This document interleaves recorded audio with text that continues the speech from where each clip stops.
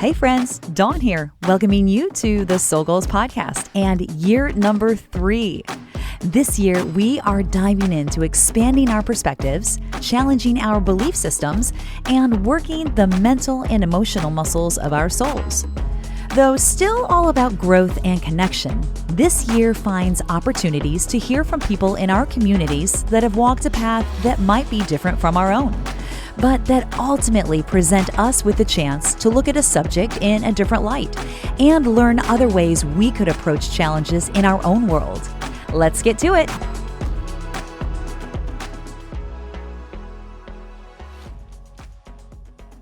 Hi, everybody. Welcome to another episode of the Soul Goals podcast. My name is Dawn, and today I have the delight of welcoming, if you're not watching this on YouTube, you should be, the beautiful blonde Kathie Sonner sitting right next to me in the virtual studios today. And this week, there she is.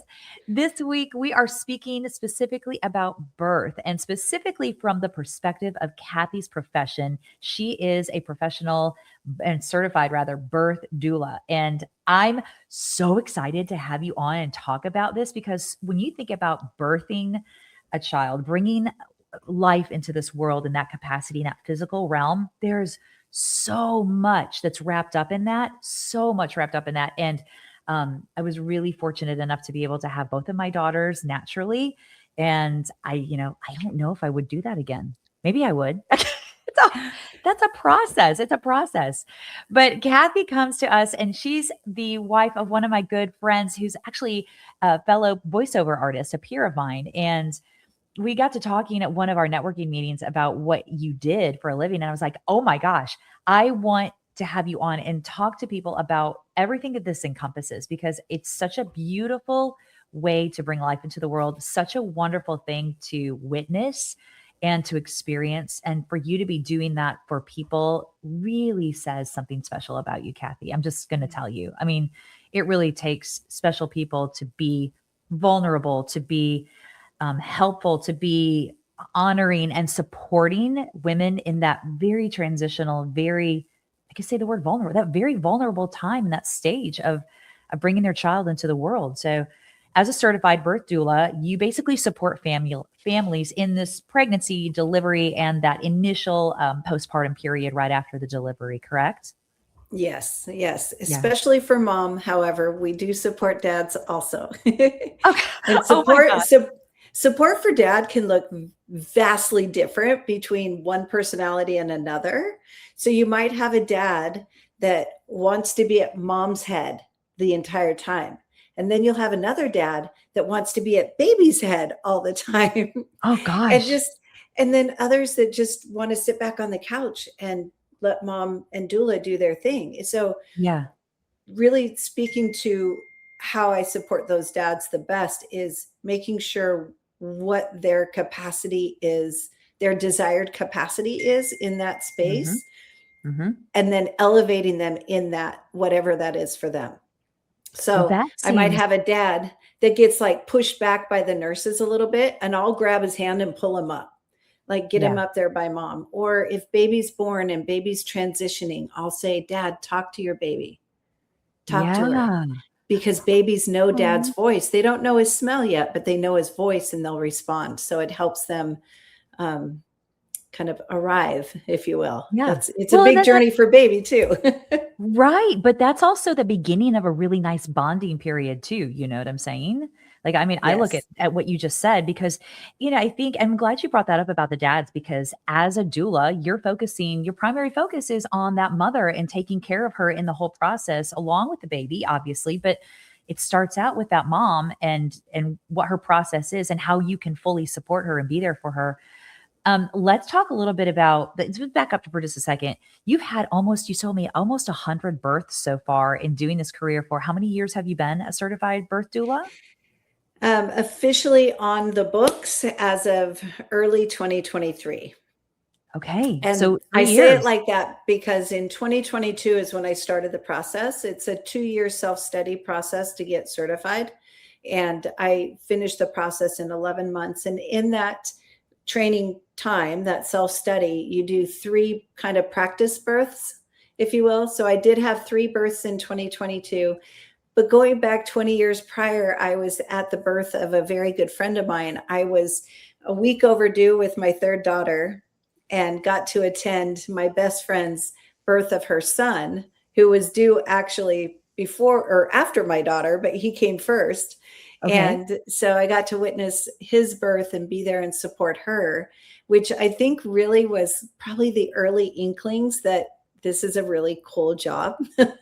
Yes, However, yes. motherhood and raising children, it became 20 years later that I actually brought that to fruition.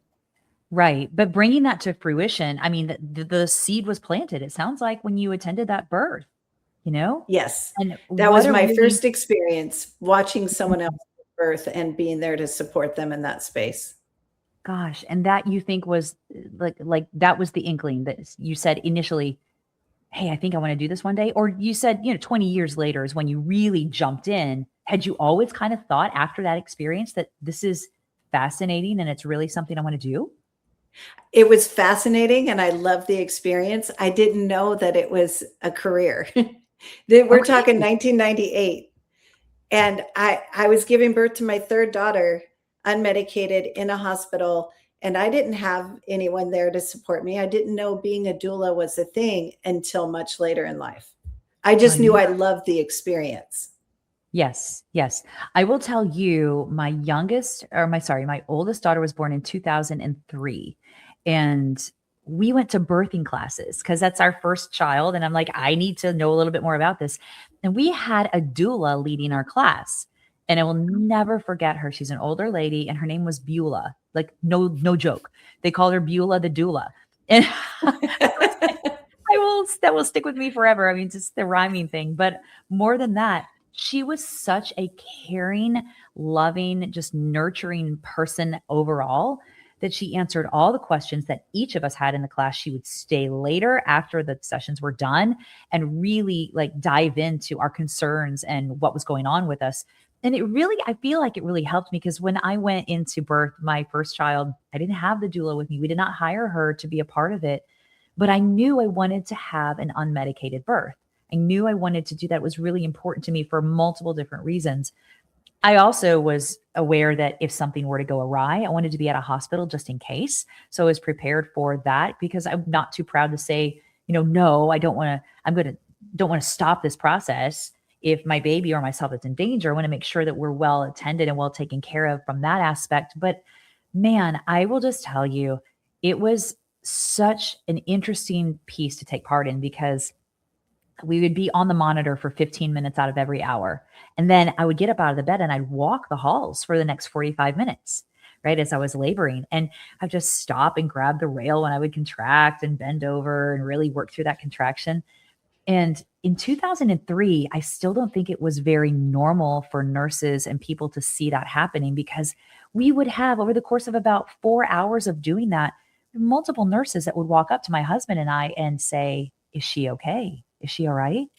And he's like, "Yeah, she's just having a contraction." Okay, mind you, we were on the birthing floor too. And so it was a little bit, I was like, okay, all right, we're gonna do this. We're gonna make this happen. I can do this. And I had a really great doctor that was very honorable about all of that process. But my first experience was that class with Beulah the doula and her really saying it's possible for you to have an unmedicated birth.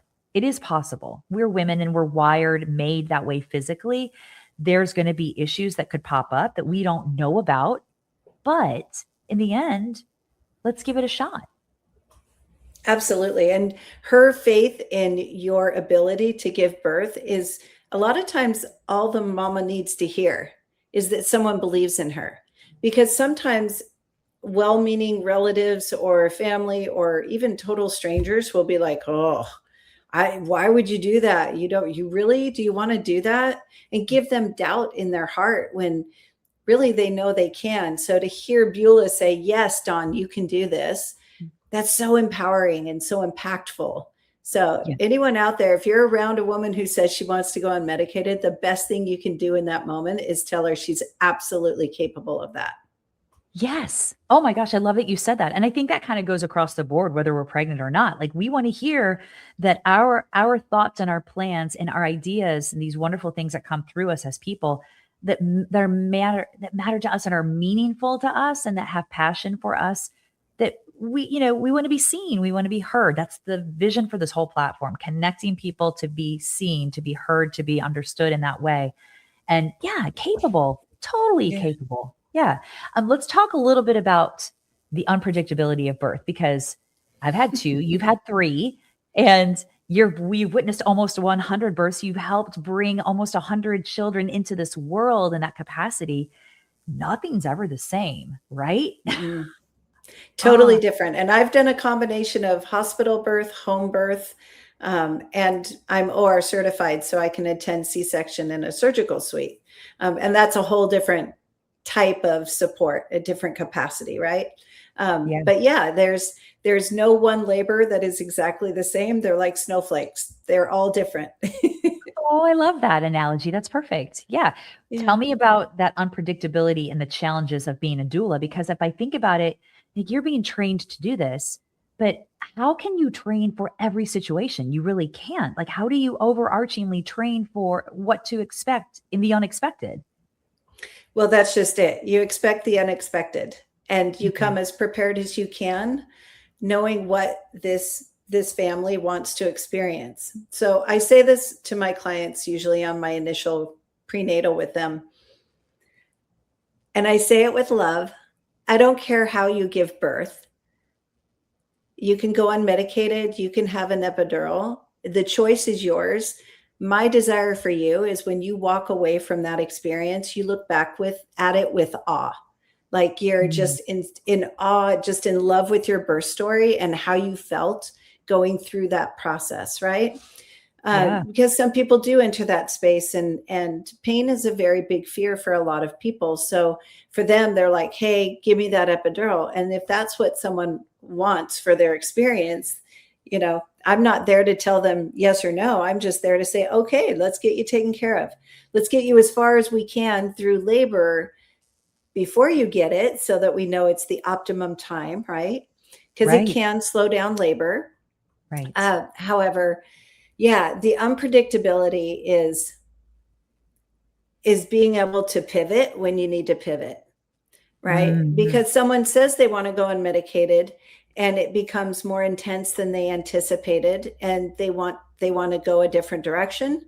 I'm there to support them in that pivot if that's what they want. I have different layers though of moms that say, no, don't let me. I want tough love. You tell me I've got this. You tell me no, whatever. Like it's just like almost like coaching an athlete, right? Those Right. I athletes, was just thinking of that. Yeah. yeah, Like, they come into wow. that space sometimes, and especially if they've competed before, right? Because then it becomes this like internal challenge. Like, I got this. Like, I need you to coach me through tough love. Tell me I got this. And I'm like, all right, let's do it. And then I've also had moms that said they wanted an epidural and then they went unmedicated the entire Oh, labor, really? which is so great. Yeah. Yeah, so it's just being able to kind of navigate and work around what they say they want as best Mhm. as possible and still get the desired outcome that they want. Mm. That's from the doula perspective. The unpredictability of as Kathie, human being living in real life, is I never know from day to day you know, if this podcast today was going to happen because I have multiple mamas in their birth window right now. So Mm. having the ability to pivot in my personal life has also it's been one of those unforeseen challenges that I've been able to navigate through. I And it didn't even still think of catches me that. off guard sometimes. Right, Yeah. but I didn't even think about that. That's so true. You think about the fact that, well, no, wait, I did see on your story the other day, how many hours had you went from one hospital to another immediately back to back and spent multiple hours with two different clients of yours with the birthing Yeah. process. I mean, It in the was middle of about the night. 20 hours all told. Oh, wow, Yeah. wow, wow. So yeah, that doesn't happen I've had it happen before, but it's not common. Yeah. Yes. So I got that, late night call, 1 or 2 a.m. I'm in labor, going to the hospital. I met them there. We labored. She gave birth. 30 minutes later, I was still in their postpartum bubble with them. And I got a call. Hey, we're going to head to the hospital. Or actually it was, here's where we're at. Here's our contractions. I'm like, okay, how is she managing? And at the end of the call, I said, can you labor at home for just one more hour? And I didn't tell him why. I just said, does she feel like she could give it one more hour? And he said, yeah, we can do that. And exactly an hour later, he called me back and he goes, okay, we're heading. And I'm We like, gotta cool, go. I'll meet you there. Went to that Okay. birth, and about 11 hours later was when that baby arrived. So Gosh, yeah, that was the 2-for-1. That that's so entire funny. day doesn't exist in my memory other than being in a birth bubble for 2 Well, clients. I'd imagine, right? That's a Yeah. lot to me. And then I could think about that. I mean, let's just call it the cheesy phrase, miracle of life, miracle of witnessing life come into the world. I mean, I think about my process with having both of my girls and birthing them and being, I mean, such a wonderful gift to be able to do both of them unmedicated and think to myself how powerful and how impactful that process was for me as a mom. Thinking about where you sit from the point of seeing all of this and having to pivot, having to address the fathers, having to address the needs of the moms as they come up and as they may shift. Like, what does that do for you and the whole law of this miraculous awe of bringing life into the world? Like, what is that? Is that a challenge for you? Or do you look at that and go, let's do this. I am built for this. Let's go. I love everything about it. Yeah, I think it really is just being intuitive in the moment with the mom and going in the direction that she needs to go. There's so much intuition in being a doula, and it comes from a place of just being really grounded and attentive and, what's the word I'm looking for? Perceptive, Yeah. Yeah. like almost anticipating the need for a drink of water before she even asks for it. Yeah. So you're almost like seamlessly just moving around your client, just making sure that she has this or she has that, or a cold washcloth on her neck. If you Mhm. notice her skin temperature gets too warm, just these little intuitions that go throughout that whole process. That Mm, some dads are really clued into that, which is cool to see, but others aren't. So right? it's fun also to be like, hey, dad, do you want to put a washcloth on her forehead? Can you whisper in her ear some positive affirmations? Just anything to evoke those great, like, oxytocin hormones, the endocrine system. And we joke a lot in the birth world, and we say, well, how baby got in there is how baby's going to get out, right? It's those love Yeah, hormones. yes, oh my gosh, you're not wrong. So I Yeah. always try to encourage dad to, like, hug her, hold her. If she likes to be touched during labor, then you're putting your fingers through her hair and just attending to every need, almost in an anticipation of what that need is. I love that point, intuition. You have to have this intuitive place and yet stay grounded in where you are so that you are ready and capable of making the pivots happen as they need to along the way. Have you ever been, Mhm. I guess I shouldn't say have you, you probably have been, I'm probably emoting this, that you've been in a place where a birth was not going well and you had to Mhm. pivot in a very specifically serious way. Has that been a position that you've had to sit with? I haven't had any, like, in person run down the hallway for the OR. Mhm. I did have an experience where I was texting with the dad, and it was an induction, and the next step that the doctor wanted to do was way premature, and I knew it was premature. And as he's texting me, I'm like, no, wait. And he's like, oh, it's already done. Oh That became no. emergent. Yeah, 7 minutes later, she was under general anesthesia in the OR. So um, those are situations you can't foresee.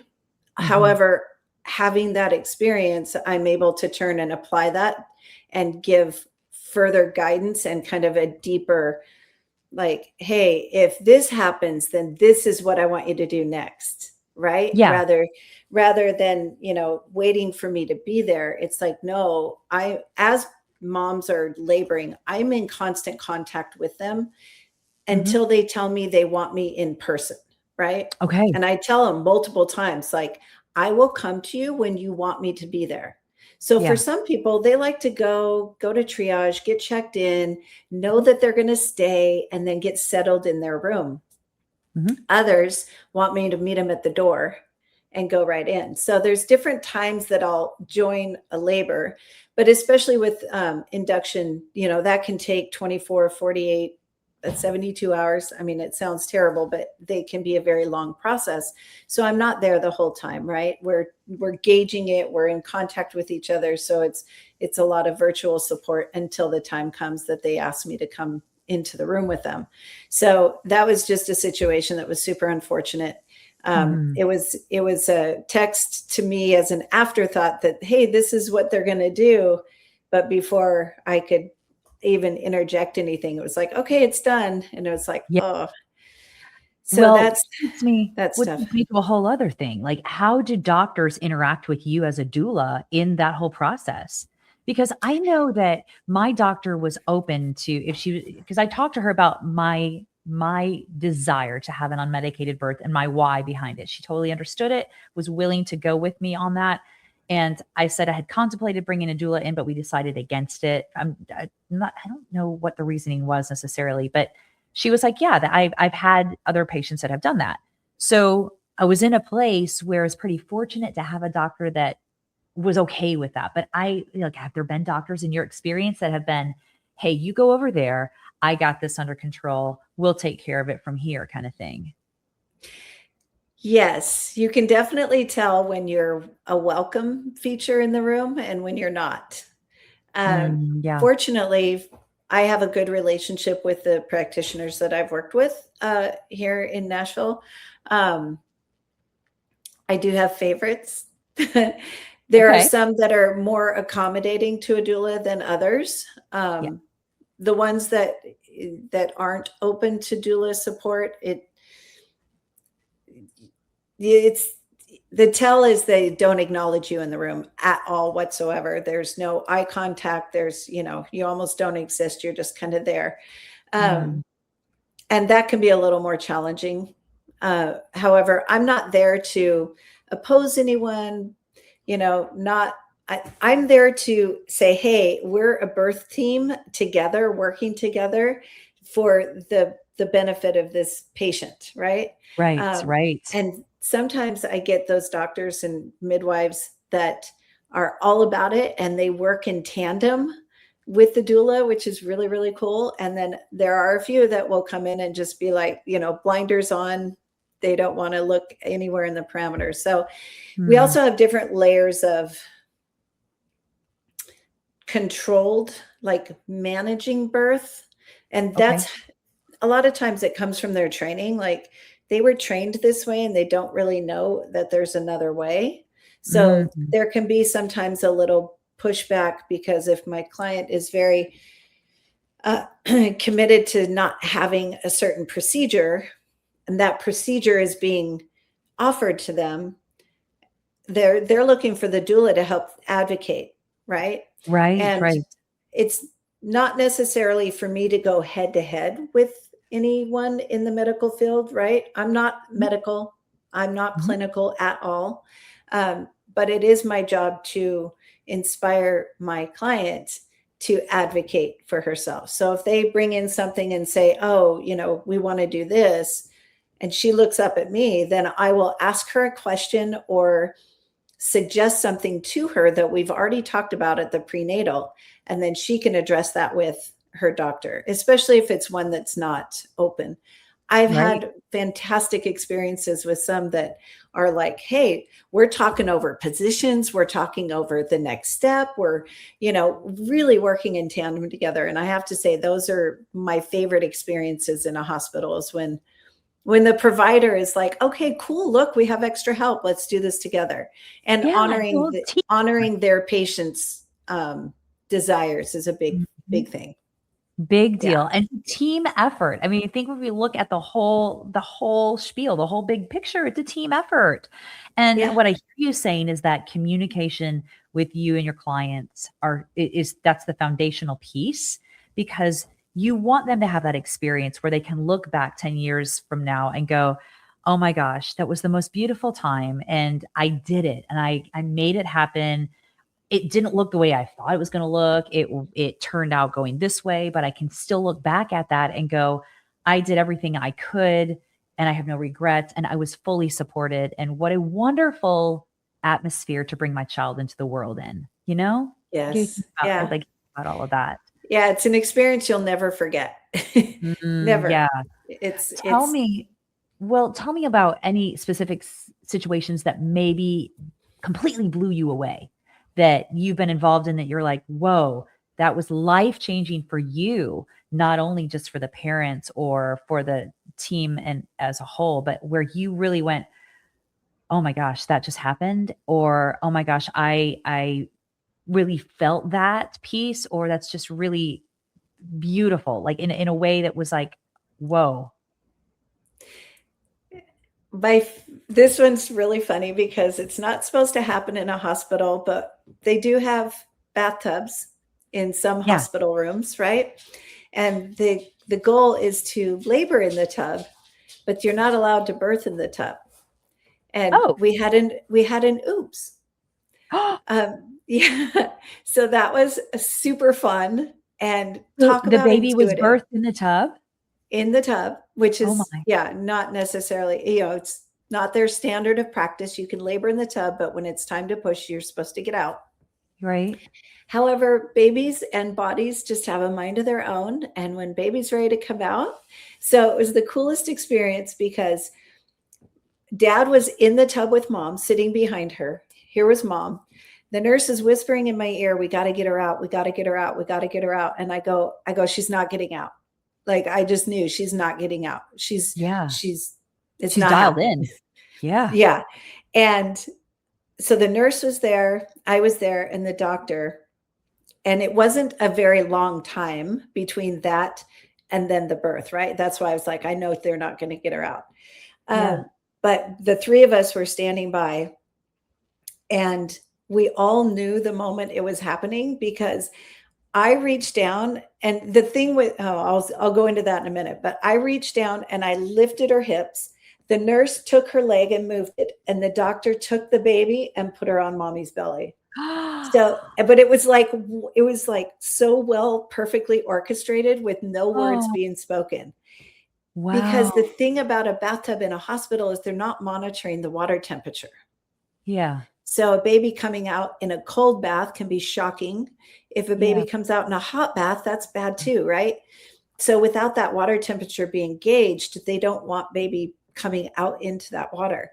Yeah. But the intuition that all three of us had in that exact moment to go to the perfect place where I lifted the hips, the nurse pulled back the leg, and the doctor literally just took the baby and put her on mom so that she wasn't under the surface of the water. It was incredible.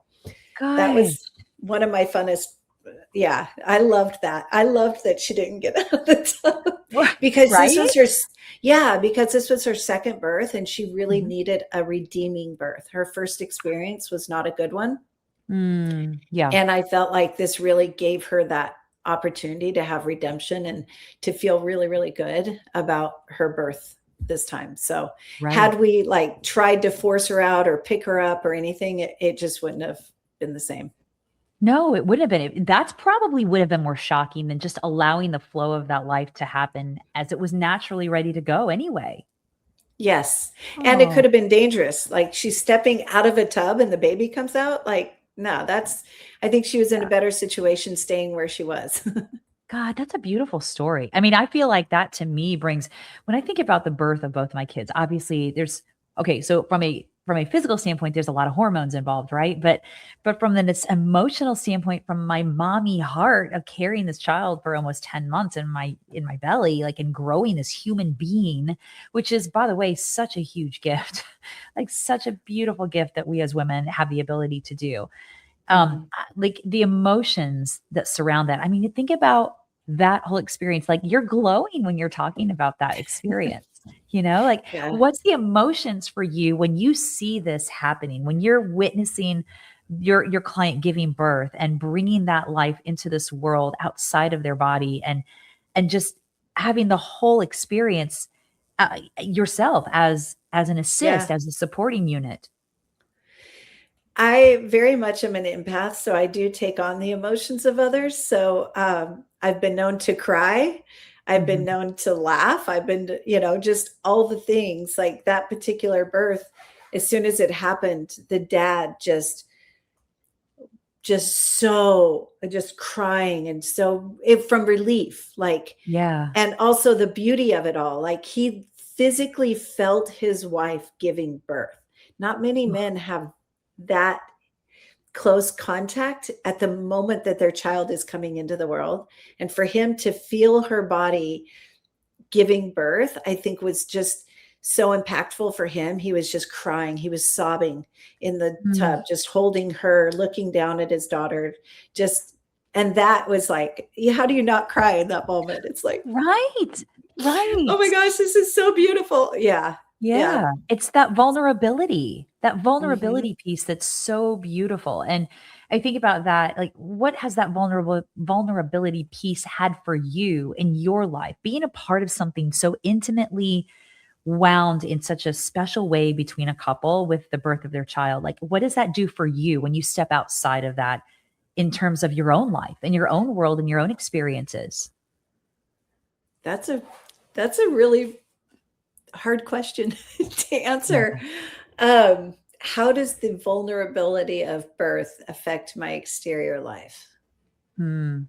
Well, I mean, I I think might I about might need some time for that one. well, I think about everything that you have been talking about and everything that you have said about how it's a team effort and how you are an empath and how you have to really intuitively step in and kind of just be very aware and very keyed into what's going on in the situation at the time. And I think there's so much involvement and so much intensity where you're concerned coming through to be able to help support in that way that you can't help but, like you talked about, crying and the feeling after the birth of something so special, like the story you just gave us. But then Yeah. outside of that, like when you leave that hospital, like the awe that you carry with you and Yeah. that, oh my gosh, what just happened? I'm so honored to have this seat in this life in this way. It's extremely satisfying. You do leave, Mm. it's a vibe that you leave the hospital with of just like, Mm. just the miracle of it all, right? And Yeah. you just Yes. kind of float around in that space for an undetermined amount of time. Yeah. It's a vibe. I love it. It's a vibe. It's a totally vibe. I can see that for sure. Right. Yeah. I think about too, you said you have 3 children of your own. Did you give birth Mhm. naturally to all 3 of them? I did. I was a very young mother. I got married at 19, had my first daughter at 21. Mhm. Um, I was very afraid of anything medical. Like I Okay. didn't like needles, so I didn't like to draw blood. Like, so I knew going into it that I just don't want, don't touch me, leave me alone. I'd asked my Aunt Linda, my favorite Aunt Linda, she's not with us anymore, but I'm like, does it hurt? Like, like straight up, give it to me Yeah. straight, Aunt Linda. Does it hurt? Like, what am I in for here? Right. And Yeah. she said, you know what, Kathie, it is a pain like no pain you will ever feel in your life again. But God is good and he's going to give you momnesia. So afterwards, you're going to forget what it felt like and then you're going to have more babies. And She's she not was wrong. right. Yes. Totally. Yep. I had momnesia and ended up having 2 more babies, both of them unmedicated as well. So thanks, Aunt Linda. You were right. Momnesia. I'm writing that down. That's an amazing Yeah. word. It's Momnesia. So yeah, it's so current and so right, and it makes so much sense, so much sense. yeah. I mean, I think about my own birthing stuff. It's like I was supposed to be induced with my older one because we were over the due date. And you know what I did? I called Beulah the doula and I was crying on the phone to her. And I said, they want me to come in at like 2 a.m. on Friday morning to get checked in and then get me in the bed and shoot me up with Pitocin and start this process. And she was like, here's what we're going to do. Like, this was 3 days before. Here's what we're going to do. And she walked me through the whole process for the next 48 hours of what I was going to do to try to induce my birth. And do you know that it worked? It worked. 2 days later, I went into natural labor, and I was like, "It's happening. Holy crap, that worked." And it was because it was honoring my female body, basically, and we were just going with what I was already equipped to go with. And it was super, super fortunate because I know I have dear friends that are not as fortunate, that went into their birthing procedure wanting to have an unmedicated birth and were not able to because of dangerous situations that came up. So I do know that I count myself extremely fortunate and extremely blessed to have been in that position where I could do that for both of my kids. But the impact that each of those births had on me, it's just it's profound. It's profound. And they're so different. They were so different.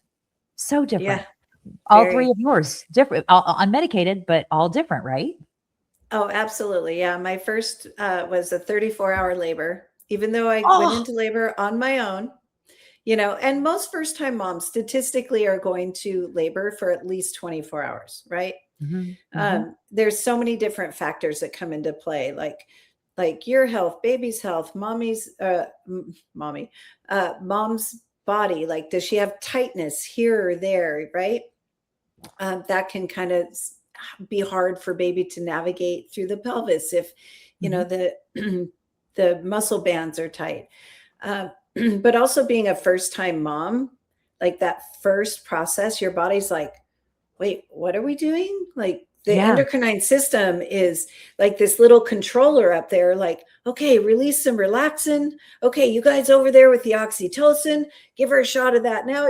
Like, you just think of your endocrine system as like this little working pack of levers in your head, Yeah. and they're all firing off, being like, okay, we've never done this before, but we're going to figure it out. Second baby, labor starts, those hormones start going off, and your body's like, oh, hey, okay, we're going to do this again. We've been there.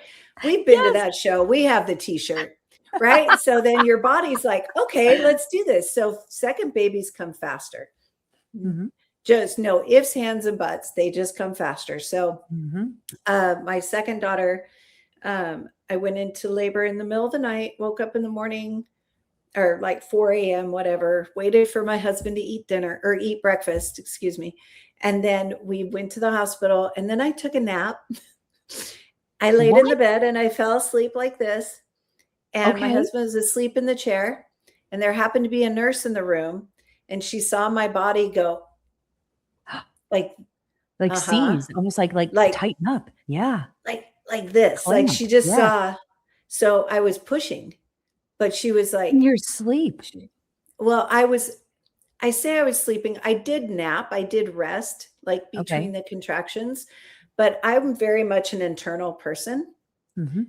right? If I don't feel well or I'm in pain, like, I really go inward, and I just want to be in my own headspace, talk myself through it, all the things. So I'm laying there, and my body does this compression under the blanket. And the nurse looked, and she could see baby's head, and Kathie. literally hit the button on behind the bed, and was like, doctor, get in here. So the doctor comes running in the door. He pulls back the blanket, grabs my leg because I was laying on my side, and went boop, there's the baby. And laid her Wow. up onto my belly. There, usually the room has like 6 to 8 workers in it, right? Nurse, Yeah. backup, whatever. And it was him and the nurse. That was it. And my husband, who was waking up out of the chair going, what? What's So happening? that was much different experience. And then my Yes. third daughter, um, oh goodness, my in-laws showed up because they heard I was in labor Sunday morning. But I'm like on my treadmill, my 2-year-old's running around the room, and my husband's getting ready for work, right? And he sticks his head out the bathroom window or bathroom door, and he's like, are you still having contractions? Hoping I'll tell him to stay home. And I'm Yeah. like, yeah, every 5 minutes. And I'm on my Okay. treadmill, right? And so he goes to work. He has a pager that tells you how far back we're going now. He had a I pager remember in case he pagers, got yeah. called. Yeah.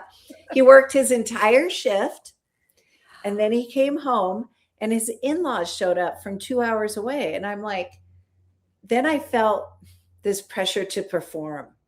They came Mm. all this way to watch our other two daughters so that we could go to the hospital. My sister lived around the corner. We had it Okay. covered. They just wanted to be there. So they just showed up. This Oh is my. why I also say, don't tell people you're in labor. Because then Right. they showed up and I'm like, well, I mean, they came all this way. I guess we should go to the hospital. I wouldn't have because I wasn't ready for that yet. However, Yeah. we went.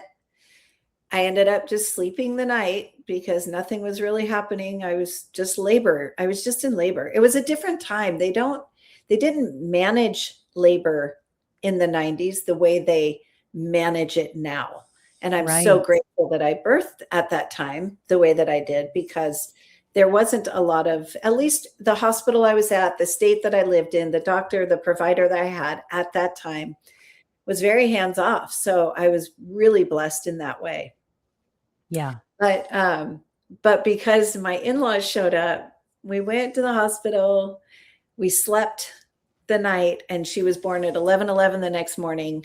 I remember the nurse making Oh, me get up to go use the bathroom, and I ran to the bathroom, peed really quick, and then ran back to the bed because, like I you said, just I'm a knew. very internal person. When Hmm. I didn't want a contraction to come when I was upright because I knew it would Yeah. be too intense for me. So I Yeah. wanted to just be in my bed and be left alone. And again, it was just one of those things. She was a little bit not quite as fast as number two because she was OP. She was face up. We call it sunny side up. Sunny side up. Yeah. Yeah. And I think that was because now what I know now, looking back, I used to sit back, like lean back on my couch with my two little Okay. girls next to me and a big bowl of popcorn on my belly, my pregnant belly, and watch a movie with my kids. Well, when your body is inclined like this, the Hmm. baby in your belly, it's like a big bowl. And Yeah. it and the baby just kind of like swivels around in the bowl, and then she came out face up. So now I'm really cognizant and tell my clients, especially at the second prenatal, when they're getting into like 33, 34, 35, 36 weeks, I'm like, don't sit back on your couch, don't get Right. cozy comfortable like that, because we need Right. baby to face down, right? Chin Right. to chest, head comes through first. It's the smallest circumference of the head coming through the pelvis. So yeah, so now it's like, okay, sit up, straight up. If there's a big gap on your couch behind, stuff pillows in there. Do not lay back on your bed, on your couch, and then put your knees. So one knee is up on the couch. So your hips are kind of in a 90-degree angle. And that's Yeah. how you get to sit and watch TV for the last 6 weeks of your pregnancy to make sure baby doesn't swivel in The that flip. bowl. Yeah. Well, I would have never thought of that. That's Yeah. amazing information right there for me. I had no idea that's why at the time, of course, that Yeah. why she was face up. But knowing what I know now, I'm like, well, of Mhm. course, every single night with my other two daughters, we'd just chill on the couch and I would just recline with my feet. I have pictures of it. I'm like, Yeah. that's why right there. So, Have yeah. you had multiple births with the same family? We were talking about like subsequent births. Have you had that experience that the families hired you back? Yes. I Okay. have 6 on my calendar right now Right now? between now and the end of May at 6 repeat clients. Um, Oh, yeah, Kathie, that's yeah. In fact, beautiful. my very next 2 on my that are due in the next 2 weeks are both repeat. One's a home birth, one's a hospital. So Okay. yeah, a And lot of repeat yeah, clients. well, I will tell you that's a real thing about that second child coming, and maybe is it their second child or is it like downline? It's their second As child? It's third for one, it's Mhm. second for the other. Yeah. The one that's third for, like, her daughter's older, like a Okay. teenager in high school. So Okay. I was her doula 2 years ago for her daughter, and now they're having a little boy. Oh, that's amazing. So But you yeah. just like you said, it is so true. My second child came screaming. I went to the hospital at 10:30 AM. She was born at 12:20 something, like literally 2 hours later. Like That's came out awesome. screaming across the room like a bright red football, like, "Ah, here I am." Like, "Here I am." Yep. But also we also labored at home as long as possible. What are your thoughts on that as a doula? I mean, thinking about if I want to stay with this, because then also there's that place in my first daughter, we were in that transition period.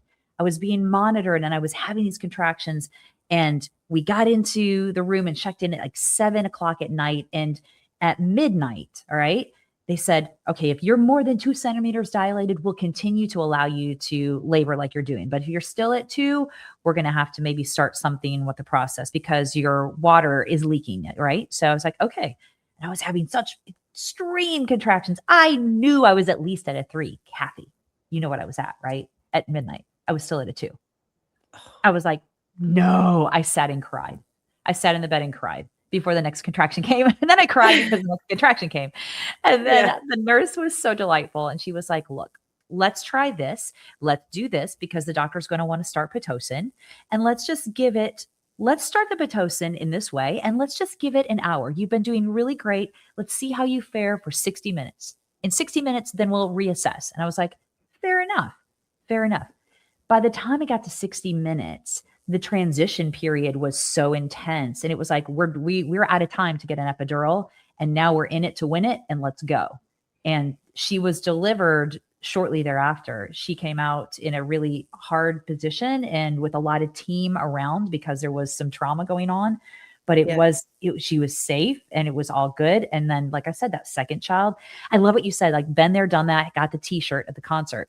Yeah. Okay. So the second one was like, here I am, ready to go. I was 6 centimeters dilated by the time I got to the hospital. So do you anticipate telling your clients, hey, labor at home as long as possible, or get to the hospital if you feel like you really want to do something different? What do you do with all of that for that information for them? I would say for the most part, it's labor at home for as long as possible. There's other variables that come into play. How far away from the hospital do they live? Do they want to be unmedicated, or are they looking forward to an epidural? Different parameters will elicit a different response in that moment. If they want to be unmedicated and have the least amount of medical interventions, then 1,000% every single time you stay home until you absolutely can't stay home anymore. Yeah. And the second part of that is if mom is laboring at home and feeling unsettled and stressed about the drive to the hospital, getting checked in, being there, and it would be a place where she could really just let her guard down, then being at the hospital is a better choice for her.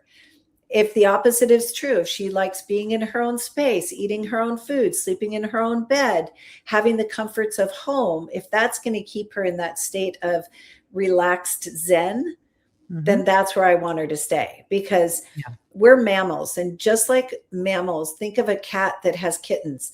They go find a dark, quiet space like a closet, right, to give birth. If they get interrupted, their body will stop birthing. So for some moms that are laboring really good at home, just the act of getting in the car and going to the hospital can slow or stop your labor. And if you're not in active labor or you're not in transition yet, then that can be so tough, because then you get there, you go to triage, they're like, honey, you're only a 3. Do you want to go home? Right. Oh, wow. But so they won't even the stress of that. Yeah. So it depends on them and what their desired birth plan is and where they're going to feel the most safe and supported and taken care of. Yeah. So if that's at home, stay there as long as you possibly can.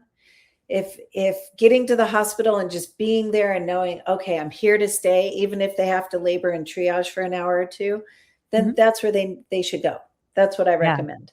Yeah. Love that you said that word relax, because that's such a big piece that we don't think about in the birthing process. You think intense, you think painful, you think let's go and just fire up the cylinders. We're going to get through it and push.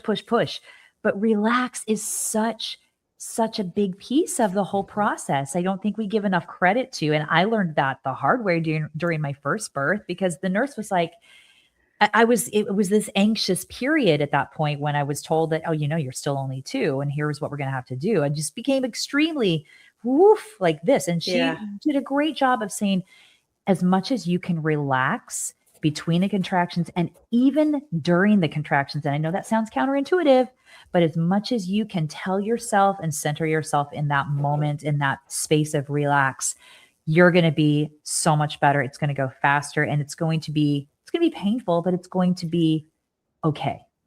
Yeah. It's going to be over faster. Yes. So Yes.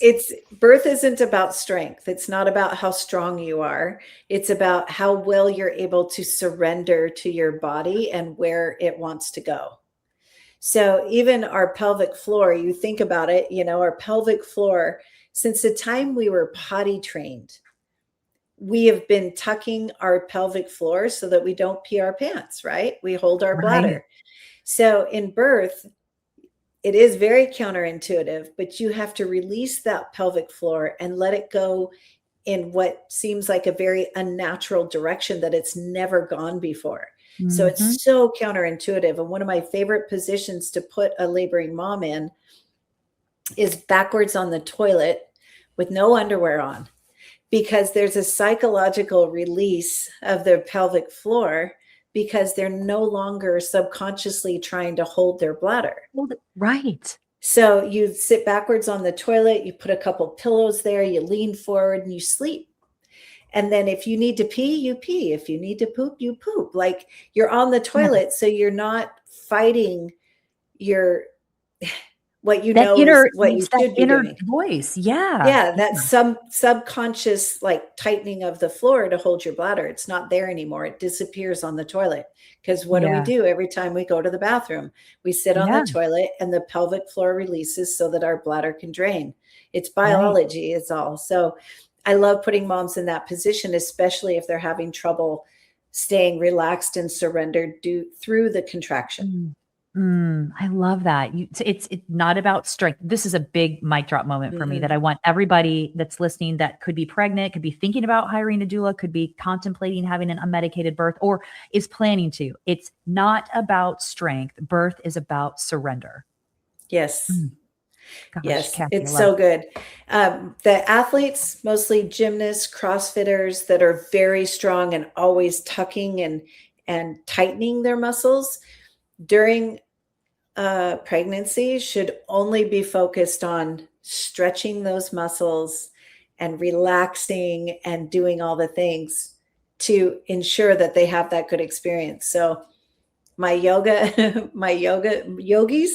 that give birth, they typically have long, supple muscles, and birth happens pretty quickly, right? Because they're not bound by all the muscles. So yeah, definitely focus on getting any amount of body work that you can get during pregnancy is so important. So Body Ready method is one of my favorites to recommend because it is a practice that if you go for a couple sessions with a practitioner, you statistically 85% shorter labor. Oh, wow. What they do is they have you send them a couple pictures of the way you stand, right? Just naturally relaxed. And they can see where you might have like a hip tilt, or maybe you have duck feet, like what's your posture? Because your posture is telling a story of how your hips are sitting inside. So then they can work with you to release those muscles that might be tight. Or maybe in labor, like if you have a certain like hip tilt or something, maybe you shouldn't do a right lunge during labor. Maybe that's not a productive position for you because of the way your hips are. Right. So having that knowledge and have someone who's so highly trained in Body Ready method can be a game changer for delivery. Like, do you want a 20-hour labor or do you want a 10-hour labor? I mean, I know what I'm voting for. Yeah. And you only get really one chance to do it before, once labor is there, it's too late. Like it's like getting ready to run a marathon. And this is the case for either unmedicated or medicated, because even though you have an epidural, which forces the body to relax, if you have tightness in a certain side or another, whatever, having a body ready method session or 2 or 3 before that process can just help expedite everything. And when you're in that uncomfortable state, you want nothing more than to know that this can be over sooner than I think. Absolutely. Yeah. What I hear you saying is that structure and biology fits hand in hand with the surrender method you talked about. Like totally. Yes. And trying to Yes. find the balance between the two dependent upon where you are and what your lifestyle is, what your movement patterns are. And that's, I mean, we're breaking down things to a very, very small integral piece, but it's the integral pieces that make up the bigger picture and really help propel us into those places where this will be through quicker. It will be something I can look back on and go, I'm really happy that I did that. And I had a good experience, albeit painful and albeit everything that goes along with the birthing process on for what we know as of it, basically. But I will say, like, the structure and biology and the surrender, the two things can fit hand in hand. And knowing that about you, I mean, such a big deal. And then having a supportive cast around you. I mean, look at that, right? Yeah. Yeah, absolutely. Big deal. And I always suggest for my clients when they're making their registry for their baby shower, put a body ready method session on your registry. Oh, that's amazing. Put a prenatal massage on your registry. Put a pelvic floor therapy session on your registry, because it's great to get cute clothes and a crib and all the things, but wow, someone could gift you a shorter, easier labor.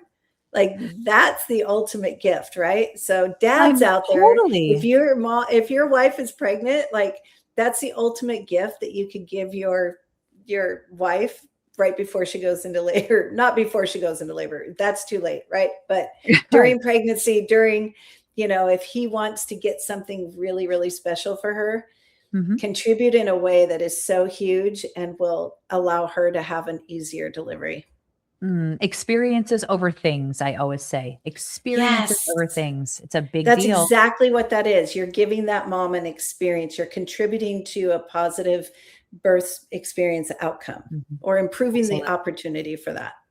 I love it. Improving the opportunity for it, because we don't all get that gift, but we all can have that opportunity, and we can present it and have it presented to us and really dive into, this is important to me and this is what I can actionably do to try to make that happen to the best of my ability. And then I got to surrender. I got to let go of the expectations. Isn't that life though? Yeah, we can't, I plan and God laughs. Right? You and my daughter, she says the same thing. I make my plate. She said the same thing 2 years ago. We were talking. She's like, dude, I made all my plans. God just laughed at me and said, yeah, okay. All right. Sure. All right. I'll take it under consideration, but I've got my own plans for you.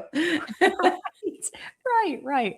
Tell me what being a doula has really taught you and the biggest takeaway for you personally for this whole career so far. And obviously it's something that I feel you're going to be doing for the rest of your natural life here, because I feel like it's just such a part of you. And it just, you ooze that sympathy and that support and that love and that caring, compassionate side. So I see you doing it forever, but that's just me. I think for me, it was surrender. And to go a little bit deeper in that, what I mean by that is it gave me the opportunity to soften my own opinions about things, right? Because coming into this space and supporting people with such different desires, it gave me the opportunity to recognize that there is no perfect way. There's just your way, and there's my way, and there's her way, and there's her way, and no one's right and no one's wrong. Yeah. So I get to be the person that is a bit of a chameleon and talk about all the different aspects, and then just be there to support whatever that means to them. So I got to surrender my own opinions, the way it should be thoughts when it comes to guiding other people through that journey. And I got a really nice compliment from one of my clients who did have a different perspective than I did. Okay. And she's one of my repeat clients now. And she said something that really impacted me a lot because I am very opinionated on a couple things. And she knew that, and she had a different perspective. And I think it was like I posted on my story something, and she responded and she goes, "The thing I love the most about you, Kathie, is that I know you don't agree with me on this topic. I never felt like you never treated me differently for it. You never told me I was wrong. You honored my decisions every step of the way, even though she intimately knows that I don't agree with it. I never made her feel bad about her choices." And that was such an impactful compliment that she gave to me that meant so much and really kind of deepened like my sense around that. Like, I want to provide that even more for people, right? To feel like I can share education and information with someone and they still get to choose. It's their choice.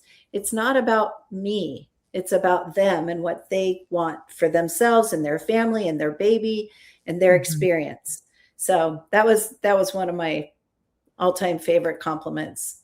Oh, that's beautiful, Kathie. That says so much about acceptance within the surrender. You know, the two things and how they Yes. fit hand in hand for you personally, and then how that extends out, how other people receive it, which is really like what we're here to do, whether we're a birth doula, whether we're the garbage collector, whether we're the mailman, whether we're a lawyer and a Forbes 500, you know, somebody crazy doing big things here, there, and yonder. But the problem that I think a lot of times we run into is we get in our own way, and then we think that, you know, this is how we believe, and so this is really what I think needs to happen here. And it's one thing to express that to somebody, but it's another thing to allow them to be able to have the space, and then you support that in a way that you just look at the person as an overall as a human that has their own needs and their own desires. And that's really where we honor people. And that's really where we honor the whole process. And if you take it a step further, that's how I think you're going to honor that birthing process. You want your child to come into a world that feels open, loving, accepting, and that vulnerable time where everybody can just really feel like this is such a miracle and such a gift. And we're just going to sit with this without any kind of conflict around you or with tension within you. Yeah. It was great. Yeah. She felt totally at ease with her choices and her decisions, and good, because they're hers to make, right? We all make our own choices in life. So Absolutely. yeah, really love that. Well, Kathie, how can people find you if our pregnant ladies listening are going, "Ooh, I think I want to talk to Kathie the doula"? Where can they find you? I am on Instagram, Mama Nash Doula Services, separated by underscores. I am in Nashville, Tennessee. Yes. So I live in Nashville proper. We have a lot of like little outlying areas, suburbs here. Yeah, so that's probably the best place. I do have a listing on Doula Match. If you Okay. haven't heard of that site, it's a fantastic platform. You can go on there and find doulas, postpartum doulas, but Doula Match is the platform, doulamatch.org.